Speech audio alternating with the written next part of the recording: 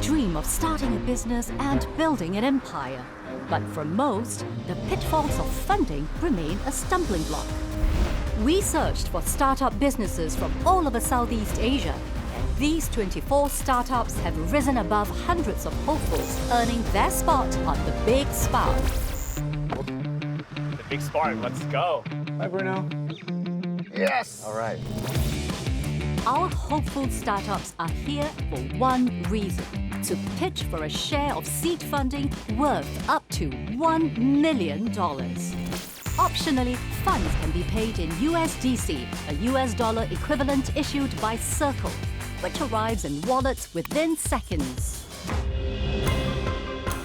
The future of their companies could be determined by these 8 venture capitalists.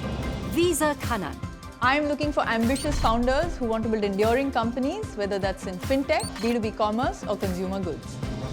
John Sharp, Neeraj Tyagi, Sebastian Togalan, Vanessa Ho, Murali Ravi, Anuj Golecha, and UC Salovara. I'm hoping to see driven founders innovating for a better world.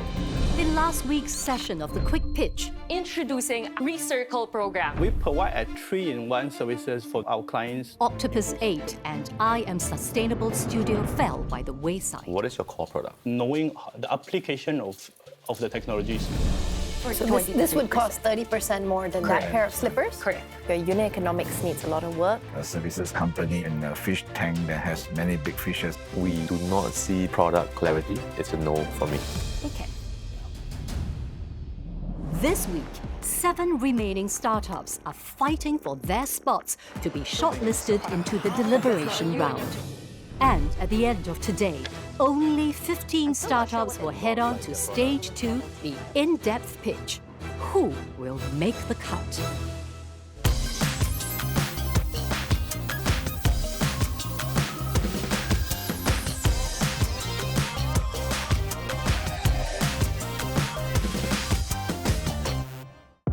It's the last day of quick pitches at the Big Spark, and we have 7 startups raring to go.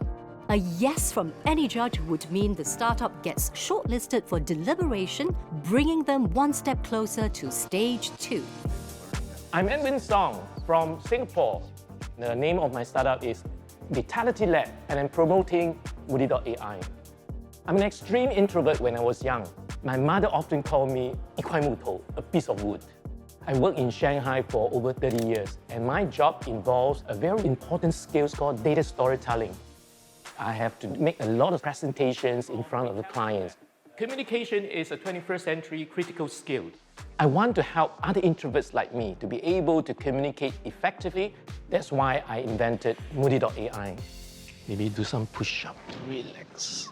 This $1 million is so important because I want to make a difference for a very special social cause. Datality Lab. I'm planning to bring my son to do a demo while I'm doing the pitch. I think this is the winning team. Hi. Hi, wow, that's great energy. How are you? How are you feeling today? Feeling a bit frightened. Yeah. It's really make or break. If you don't impress within 2 minutes, you are out. Hello, I'm Edwin Song from Datality Lab. Hi, Edwin. We have our guest judge, Mr. Uli Lafler, the CEO and founder of Ecosystem. Ecosystem is a digital research advisory and consulting firm, and so we help companies, including startups, to make the most of their market opportunity. We have gone through your deck, and we would like to hear you pitch to us your business. Yes, I would like to bring my son. Absolutely. What is his name? My son, Dominic Song. Hello. Hi, Dominic. Hello. Morning. How are you feeling, Dominic? I'm feeling great today. Excited to see Daddy here as well? Yes. Presenting? Of course. You have 2 minutes, and your time starts now. How wonderful the world will be if introverts like myself are able to communicate with one another effectively. But the reality is, communication is not just about what you said. It is about how you say it. Communication is a soft skills that requires continuous practice and feedback. So there must be a platform that's accessible and affordable for everyone to practice their communication skills. Introducing Moody.ai. Moody.ai is a SaaS communication and presentation training platform that harnesses AI technologies, AI composites, decision models, as well as applied psychologies. It also provides personalized feedbacks on how you should improve in your next practice. We are in the business of B2B, and we are in countries like Singapore, Hong Kong, Vietnam, and Brunei. We are post-revenue, and we're asking for $1 million. We're going to have to stop you here. Yep. And Dominic, thanks for being my assistant demo. Thank you, Dominic. Thank you. Thanks, Dominic. Bye. Bye. Edwin, thanks for the presentation. You mentioned it's a SaaS platform. Can you talk a little bit about your customer segment? What is the composition of your customers at the moment? Education institutions like higher educations, where they use it for oral presentations of their projects, those fresh grads for job interview practice, or even teachers. Enterprise, a lot of sales force, such as insurance companies, they use it to train their batches and batches of financial consultants. For the technology, is it normal laptop, computer, and do you own the patents, or is it patented? It's patented. As long as you have a smartphone with the downloaded apps or a browser with a camera and microphone, you can practice anytime, anywhere. Does the product tell me the score? Yes. Okay. It tells you both quantitatively the scores, as well as qualitatively the comments and the feedbacks. So it's almost like a human coach, harnessing on human first impressions. You have 5 countries you're focused on. Are you focusing equally on all 5 countries, or? We started with Singapore and Hong Kong, and those cities give us a lot of credentials. And half a year ago, we started to go into Vietnam and Brunei. We need more investments precisely to expand into Southeast Asia. The one point of feedback I would give you is to lead with the mobile-first approach, because that would address a huge market opportunity in Southeast Asia. I think it's very useful. I think what you've built seems to make a lot of sense. It's going to be a very scalable business. One of the things you might have to focus on is really to go very deep, very fast into marketing.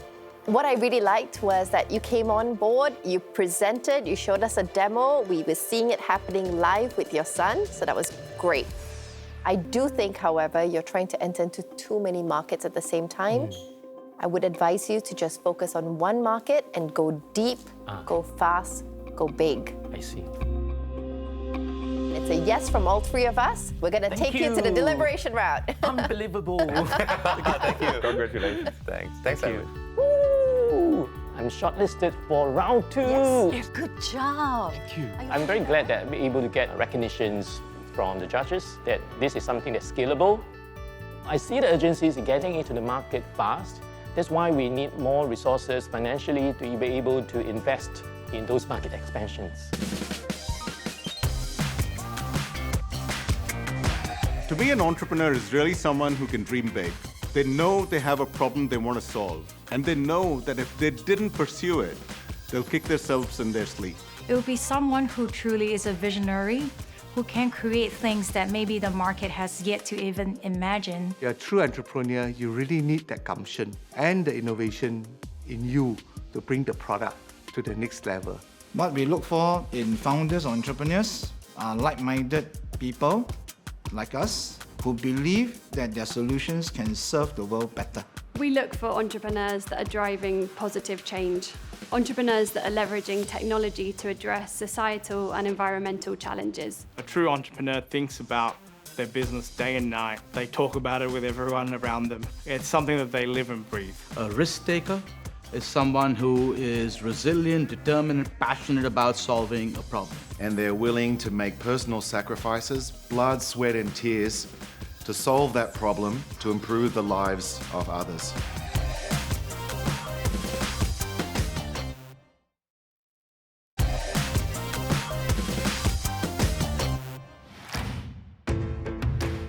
How's it going? What's your name? Gregory. Gregory? Yeah. How's it going? I'm Vincent. Vincent. Where are you guys from? Well, I'm from Singapore. Okay. Yeah, I'm based in Singapore now, but originally from the US. I'm Vincent Xu. I'm Gregory Lee. And we're co-founders of AetherIoT. We're focused on indoor real-time tracking using IoT.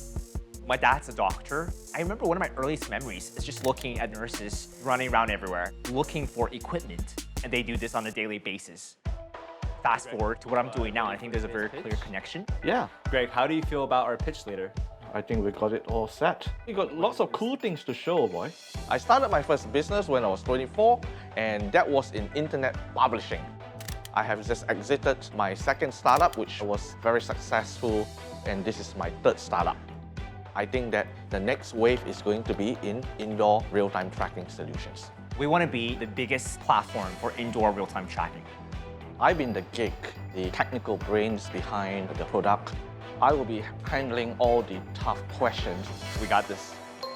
So Greg and I, we're building AetherIoT, which is a subsector of the IoT space. So essentially using smart sensors to detect the real-time location and condition of assets for large enterprises. Now, the market for this is growing exponentially, from $6 billion in annual spend today to over $30 billion by 2030. So by just capturing 0.3% of the market, or 3 out of every $1,000 spent, we'll become a billion-dollar company. The problem here is that there are thousands of different devices in the space, IoT sensors, and they all have their different communication methods and data protocol. So our solution is an integration tool called Ether Management Platform. We essentially take the disjointed data from the IoT sensors and normalize it into a standardized format that any system can use. In a way, it's similar to what Stripe has done to integrate and standardize the payment space. To date, we have 12x'd our revenue between year 1 and 2. So from USD 13,000 in 2022 to over 155,000 this year, breaking even. Our team consists of Gregory, who previously co-founded a successful IoT company based in Singapore that was sold for over 9 digits and backed by the Singapore government. I previously led Google's IoT ecosystems, including taking some programs from 0 to over 30 million users. We're seeking SGD $497,000 in exchange for 10% of the company so we can aggressively scale product and exceed $1 million in annual revenue in 2024. Thank you. You're already turning profitable in year 2. Why look for external funding and dilute the business yet when you're sitting on a lot of payout from your last venture and you're already turning profitable? We're mainly looking for strategic partners. With the funding, we'll be able to aggressively scale even faster. We're trying to build this partner ecosystem. How do we now scale out quickly in order to create these partner ecosystems of integrating different software, business application, What is your underlying technology that you're using? Is it Beacon, Nash, what?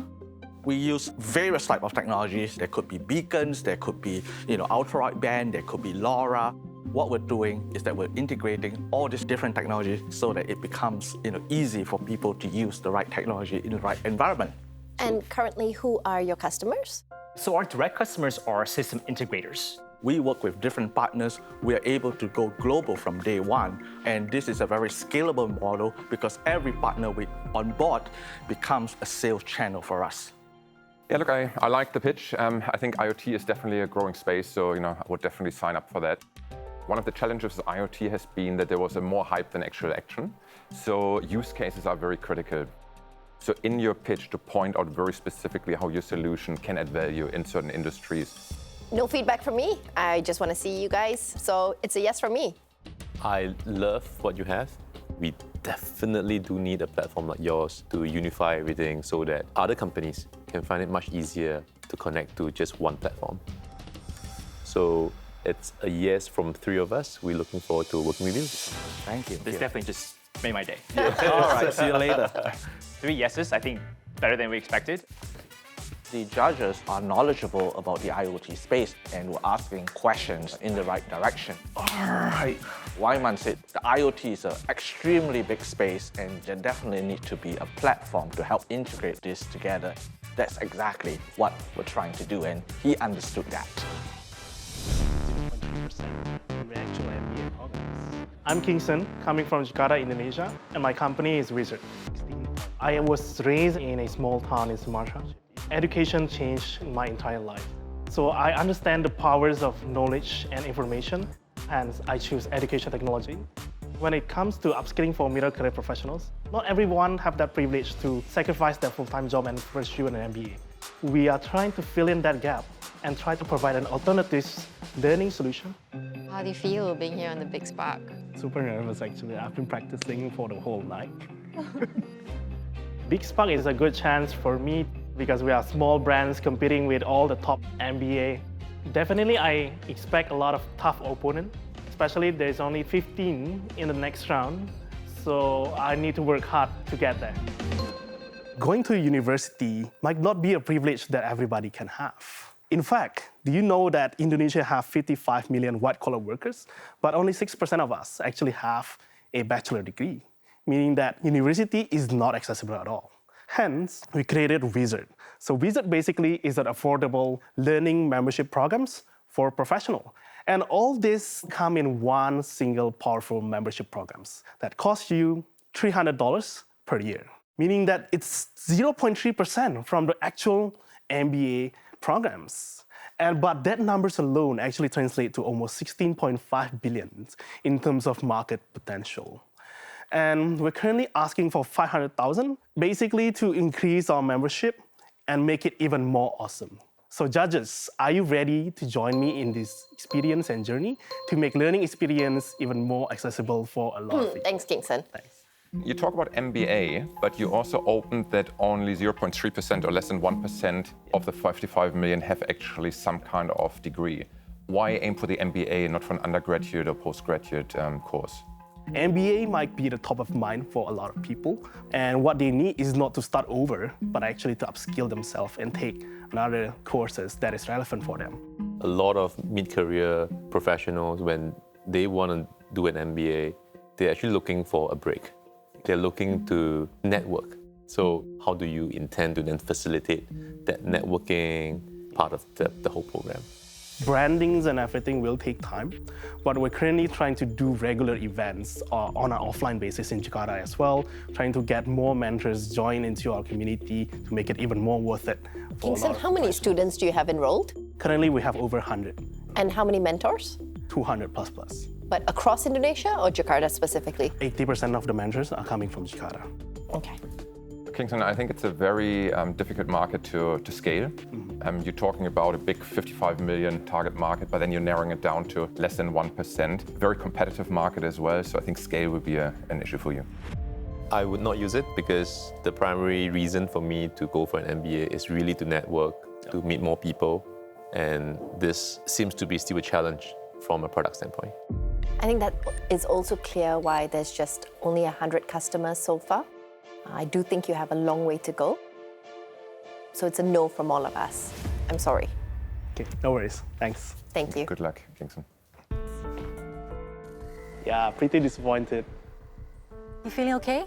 Okay, awesome. Anyway, we need to move on and, progress. Yes. The judges' main concern were basically the market size, but I wouldn't do anything differently.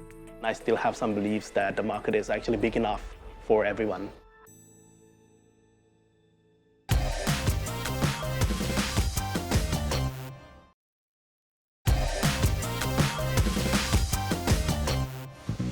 Back on the Big Spark, startups are waiting for their turn to meet the judges.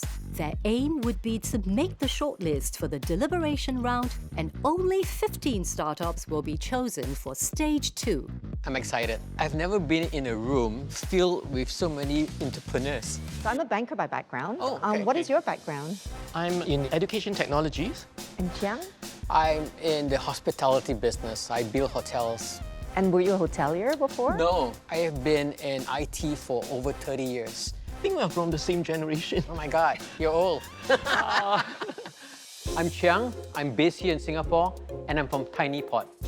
We take old shipping containers and decommission MRT trains, and we repurpose it into co-living hotels. Okay, Susanna, over the next few days is full, right? Yes, the correct. room. So I need your help to do the turnover. Is it okay? Sure. No leave, huh? No.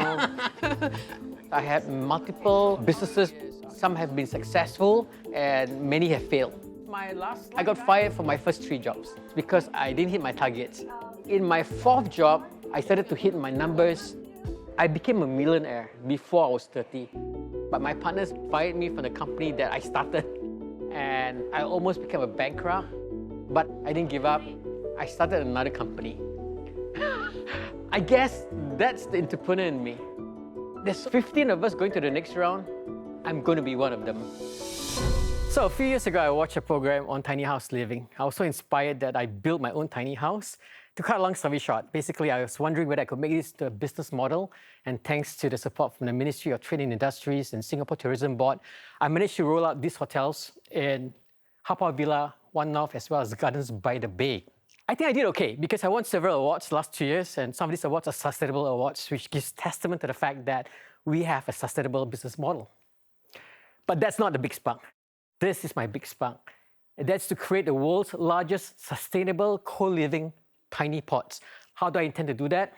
This is my design. LTA has agreed to donate these trains to me. It is a co-living concept, so a lot of living is outdoors because the rooms are really tiny. My business is disruptive because what I'm doing, the traditional hotels are not able to go in because my hotels are temporary structures and we can move it every few years. It is also scalable. So I intend to do it in Singapore as a brand. But how I intend to scale it up is to actually go up to landowners around the world and sell the franchise business model to them. I've already raised $500,000 in pre-seed funding, but today I hope to raise at least $500,000 based on a $10 million valuation. Thank you. Thank you, Liang Chiang. Your business model, you're essentially doing the design, production, but you're also running the hotels or the accommodation afterwards, correct? Absolutely. I'm self-taught. I designed from scratch. Then I started visiting other hotels around the world that did the same tiny type living, got my own ideas, designed it and launched it in Singapore. And what's your net promoter score for the hotels? When we go into our Google Map reviews, we are doing about between 4.5 to 4.8 in terms of ranking for my hotels. What is that scalability part of your business? I'm looking for governments who have excess land, individuals that have land and they want to monetize their land. So I say, look, why don't you basically franchise my model? I build it for you, but we're going to sell your hotel under my brand. They book it through my platform, but guess what? You make the majority of the profit. But therein lies a small issue, isn't it? Because land cost is obviously a lot higher than the building cost itself. What are we trying to tackle here from a business perspective when you export this model out? Why would people say yes to you? We were losing money in the first 2 years when we first started this hotel.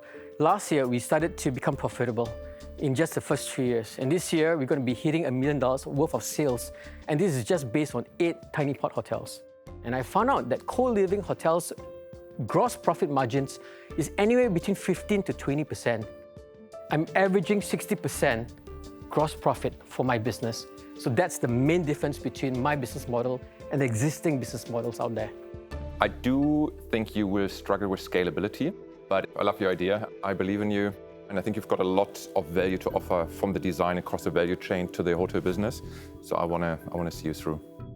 I like what you're doing. I love the fact that you're using, recyclable homes in that sense. However, I don't think this can scale. So for me, it's a no. For me, it's what is going to happen beyond Singapore. How many more government relationships can you build? For me, I'm kind of sitting on the fence. But because it's a yes from one of us, you will be shortlisted for deliberation. Thank you. Thank you so much, Liang Chiang. Thank you, guys. Looking forward. I didn't get 3 yeses, but to be given a chance to be considered, that's good enough for me. I was prepared for any outcome, but I'm happy.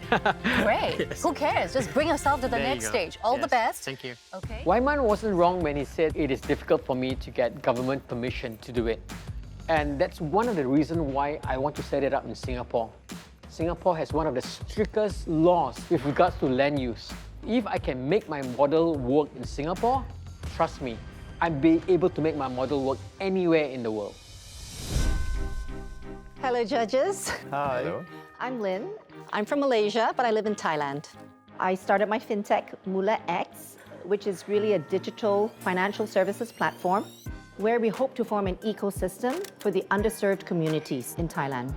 These groups are always subjected to loan sharks, and I really want to help them with some of these issues. I've been a commercial banker all my life, and I really wanted to be an entrepreneur. I hope to be inspiring people over 50 to start something new. My dream is to make the impact to the lives that we're hoping to impact. Being here at the Big Spark, I think more than money, it's also a validation for your business. If I can get someone to take an interest, I think it validates the business that I do is a good one. I'm looking for $1 million today for 10% of my company. Mula-X has built a financial services digital platform focused on enabling the underserved to gain fair access to finance. 65% of the working population, which is mainly blue collar, gray collar, and pink collar, are really earning at the bottom of the pyramid. As a result, 70% find it very difficult and they struggle to get financial products from the formal financial system. What Mula-X has done is that we've built a sophisticated digital platform that basically links our product partners with our users. Right now, we have product partners in savings, insurance, and remittances. We are now about to put on digital loans as well. We collaborate with employers and we collaborate with payroll service providers to obtain users. Mula actually has two core anchor products. Salary on demand has a very high appeal to this particular segment, while salary to wallet will be the foundation for our product partners going forward. We also have a very powerful learning portal, which our users will use to gain knowledge as they move towards financial freedom. Since we launched, we have 20,000 employees in our ecosystem, but we need 100,000 in order to break even. Our variable CAC has a 4-month payback period, so the key really to profitability is not only more users, but also better product penetration. Thank you. Do you charge them an interest, a cost of funds? No, we don't, because it's not a loan product. What it is salary on demand. The concept is also popularly known as earned wage access. It's whatever they've already earned, it's in their pockets. How do you then enable financial freedom? You do need a very strong learning program because these people need to understand that you need to save at the end of the day. But if you're in a debt spiral where you've got loan sharks after you, you need to kind of solve that problem first. So we hope to work with a digital loan lender, but at the same time, we're also launching saving products so that they understand the ability to save. What is the sales cycle between you knowing HR to connecting with them? Because we're B2B2C, I would say it's generally between 3 to 6 months. It's a very long sales cycle. Then the question is, are there some products that you have that could be offered directly to consumers? Think about. Yes, thank you. I think it's a great business. I think you have a purpose, you're impacting people's life, and it's scalable. You've got a very, very strong founding team, including yourself, being in the corporate banking sector in executive level positions. Lead with that. That creates a lot of confidence. I like it. I think you have clearly thought through your product offering. It's a very robust offering. I like the fact that you've gone after a target market that really needs this. I think you've got a good business. It's a yes from all three of us. Thank you. You'll be shortlisted for deliberation. Thank you very much. I did it. I'm so happy. I was so nervous. At least for this part of the journey, my business model and business case has been validated by the judges. Enjoy the moment. Thank you. Thank you. The judges said, you have a very strong founding team. You should play that up more. So if I get to the next round, I should and must do that. Let's get some car disinfectant. That's like our best seller. I'm Didi. And I'm Jaslyn. And we are from N&E Innovations, Singapore. The two of us have been good friends since primary school. Growing up, she went into business and I went into science. But we still somehow ended up in Melbourne together in university. We started N&E Innovations during COVID. My kids and Jess has severe eczema. So we decided to innovate something natural, alcohol-free, that's good for the skin. I think we are really the world's first to upcycle food waste into a natural antimicrobial, which is edible. But it can kill bacteria and viruses. The Big Spark is a great way for our startups to showcase our technologies. Wow. With the funding, we definitely can help us grow our business to the next level. We want N&E Innovations to go global. We want to be in everybody's homes. Today, we'd like to present to you our green sustainable technology, VKang, the viral resistance designed for you and your loved ones. So in recent years, the rise of infectious diseases such as COVID have led to the overuse of antibiotics and the overuse of toxic cleaning chemicals, which are harmful for both us and the ecosystem. Our solution is VKang. It is a natural, long-lasting antimicrobial, and it is a non-toxic alternative to the chemical disinfectants. We are the world's first natural antimicrobial to be upcycled from food waste. VKang is food grade. You can spray it on fruits and vegetables to extend its shelf life. We have filed 4 patents globally, receiving our Singapore patent this year. As compared to our global competitors, we are price competitive with many more benefits. We have also developed downstream products such as medical-grade masks, a range of self-sanitizing disinfectants, as well as specialty coatings that has not only gotten Airbus but Boeing's approval and has been spray-coated on an entire fleet of aircrafts. We have already achieved more than 1 million sales turnover and have more than 500,000 paying customers, and the entire global serviceable market of VKang is worth 9.7 billion. We envision a world powered by our technology for a cleaner, healthier, non-toxic world as our future generation matters. Thank you, everyone. Thank you, Didi. Thank you, Jaslyn. I'm trying to understand, what are you looking to raise the funding for? We want to have our R&D centers globally closer with our clienteles. So we know if our technology, it's all about embedding it into the end products. And if we can't work closely with our partners, then we won't be able to go global. You clearly need certain type of waste to recycle. Yes, we do industrial food waste. And you source them from? From Southeast Asia at the moment. Not only in Singapore, but also in Vietnam. So we work with cashew nuts processing plants. We take their byproducts and turn them into our sustainable natural antimicrobial. What is your gross margins? If it's for our powders, it could go all the way to 80%. And for your direct-to-consumer sprays? Direct-to-consumer sprays is a bit lower. It's about 55%. Okay. Do you guys want to try some? Yeah, absolutely. It's edible, you know. So you can spray it on your hands. We do a lot of online selling for the mommy baby market. And then you just like rub it around and it lasts for 24 hours. It smells like vinegar. But it's alcohol-free. Okay. Yeah. I see. How much do you sell this for? We market them at $12.90, but it's always one for one for our B2C products. And at the moment, all the production is done in Singapore? Everything is done in-house in Singapore. I see more opportunity in the OEM space, especially as corporates move into sustainability strategies, carbon trading. I think there would be a lot of interest in environmentally friendly disinfectant. On the consumer side, I think it's hard to build a new brand. It's costly, it requires a lot of capital, so I would focus on OEM for now. I agree with Ule. I don't think that there's a space in the D2C market for you with regards to your hand sanitizer, your disinfectant. I've got a competing product to you, and I gotta say my product feels better, smells better, and it's priced more affordably than yours. So I can't see your space in the D2C. She's saying it without conflict of interest. Yeah. My opinion would be more from a product standpoint. I think that this is not new. The barrier to entry is pretty low. I would not use it from a consumer standpoint because I don't like the smell. It still smells of vinegar right now, and it's a bit sticky as well. For me, it's a no. I would give it a yes for the OEM space. I would give it a yes for the OEM space as well. Yay! Thank you. Well done, ladies. Thank you. We got shortlisted. And we're so happy about that. The 2-minute pitch was just a little bit too short, and we thought we could show Wai Mun a little bit more of what we actually are about. Yeah.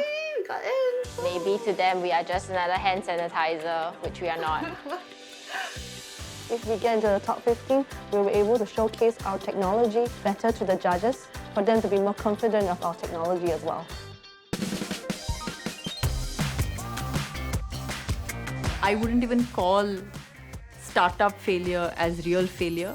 Basically, failure is part of a life of a startup founder. So they need to cope with it almost on a daily basis. The most important thing that I tell founders would be, what did you learn from that failure? Founders should see failure as a learning opportunity. Use that learning, implement or improvise your business plan and move forward. No one will not invest in you because you had a failure. What they want to hear is why you failed, what you learned from it, and what you intend to do the next time around. Founders should adapt it with humility. They should be open for insights and advice to turn such setbacks into stepping stones for future success. We face rejections every day too. right? And these are from not only investors who back us, because guess what? We take money from investors to invest in startups. Occasionally, we'll also get rejections from founders that we do want to back, and that's fine. Our job is to dust ourselves off and say, what can I do better? Live to fight another day and move on.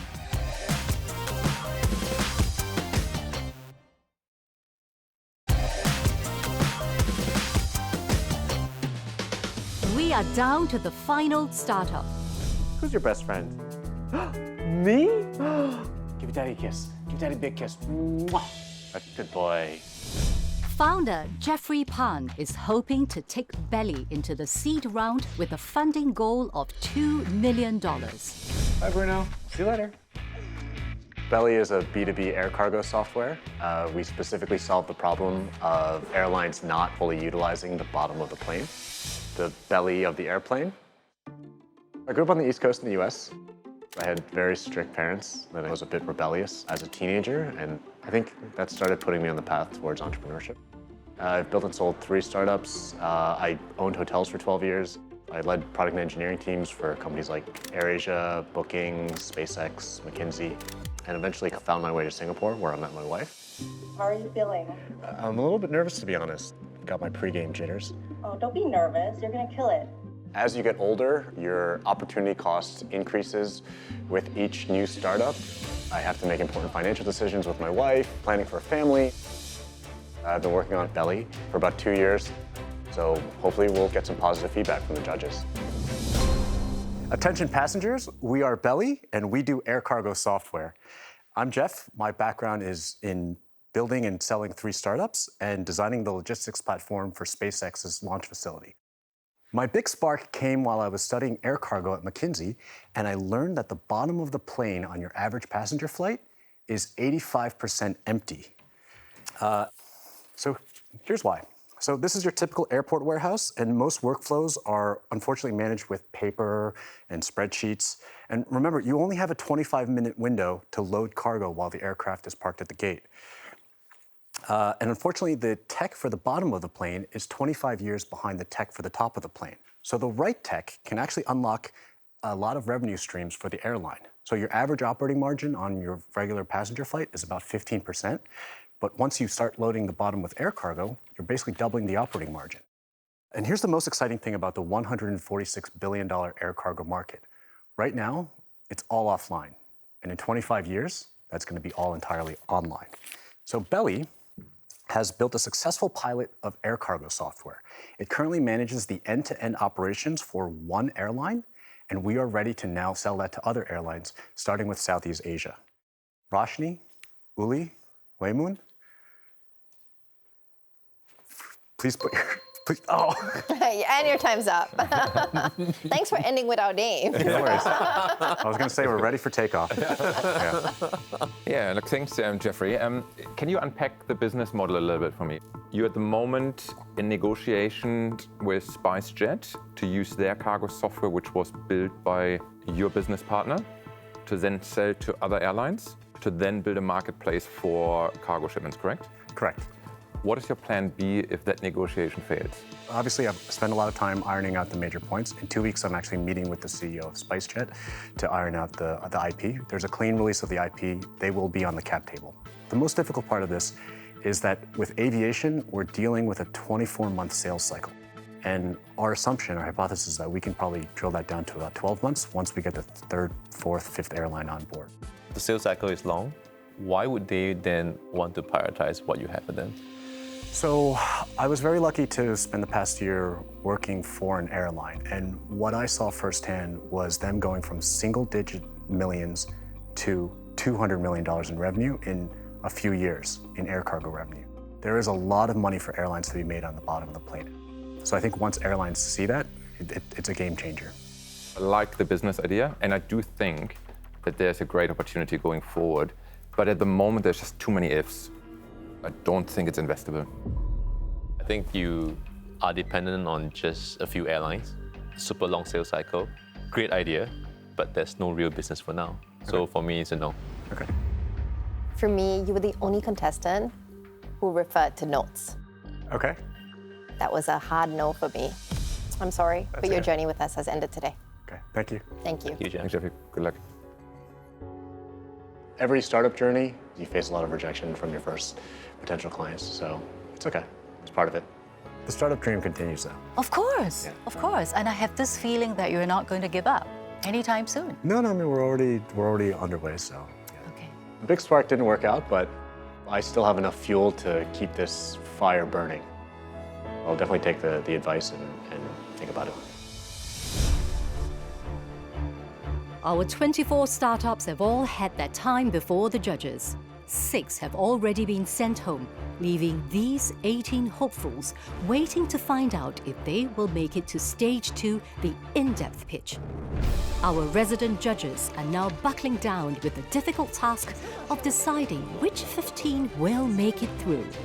Which for you are at the bottom? It definitely has to be cable for me. All they need to do is post their profile, swipe, match, and chat. It's as easy as that. They're introducing bias into the HR process. Introducing Equo, plastic-free and compostable products starting with straws and utensils. With the Now, our users actually felt better and happier after chatting with our AI. We are the world's first natural antimicrobial to be upcycled from food waste. On the consumer side, I think it's hard to build a new brand. It's costly, it requires a lot of capital, so I would focus on OEM for now. I feel that there are just too many of these companies, overcrowded, but hey, maybe they could be one of the better ones. Moody.ai is a SaaS communication and presentation training platform. What Mula-X has done is focus on enabling the underserved to gain fair access to finance. We're building AetherIoT. We essentially take the disjointed data from the IoT sensors and normalize it into a standardized format. Product standpoint, questionable. I would definitely say they're solving a real problem. It's a big market. We have developed breakthrough medicated oral films to eliminate the pains of medicine taking. We are the first platform in Indonesia that provide a holistic financial tool for construction value chain. The beauty about our technology is that it's so versatile that it can be used in so many dynamic industries. Whatever they're doing, it could be game-changing. I see potential in it, but I'm not sure if they could be the winner. We are here today to raise $350,000. That's giving you 10 months. So I think you should reevaluate that. We are making virtual world a practical tool for businesses to use. The world's largest sustainable co-living tiny pods. We are the sole business in Indonesia that enables fractional property investing. How do you consistently deliver 13%? From a VC investability standpoint, I'm very skeptical. It's not scalable. Now you can search for video content by simply using text prompt. The possibility of you getting new clients is going to be very challenging. They're biting far more than they can chew. I have to agree with you. We're introducing the green supplier concept. Our vision is to empower industries as well as investors with the most accurate environmental data. Big C is an AI-powered app that connects women with knowledge, network, and tools to invest. I think if you'd shown us the product, the actual app, we would have got a much better sense of what it can do. They definitely have leg in this industry, but they need to be clearer in terms of the type of value add that they bring to their customers.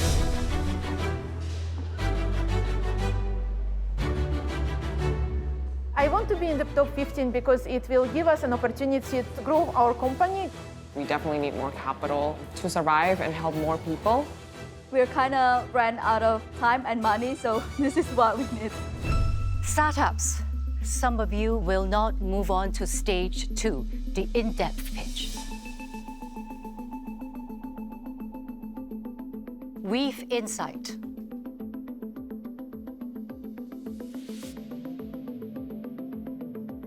N&E Innovations. OneNorth.ai. I'm sorry to tell you that your journey on the Big Spark has ended. We thank you for sharing your business ideas, and we wish you the very best. We're definitely not going to stop. We're going to continue to make a positive impact in the sustainability sphere. I have met many very talented people with very passionate solutions, so it is really eye-opening. I feel very fortunate to be here and very grateful to be exposed to the feedback from the judges. I feel like this is a great motivation for me, and I think will be invaluable for us going forward. Congratulations. We started with 24 of you, and now there are 15 left. This means that you will move on to stage 2, the in-depth pitch. Get enough rest because you need to be at the top of your game for the journey ahead. Good luck. On the next episode of The Big Spark. Good morning, startups. Good morning. It's Masterclass Day. Our 15 remaining startups are being mentored by various experts to improve their presentations for stage 2, the in-depth pitch. They're nice and tall. And hopefully beyond.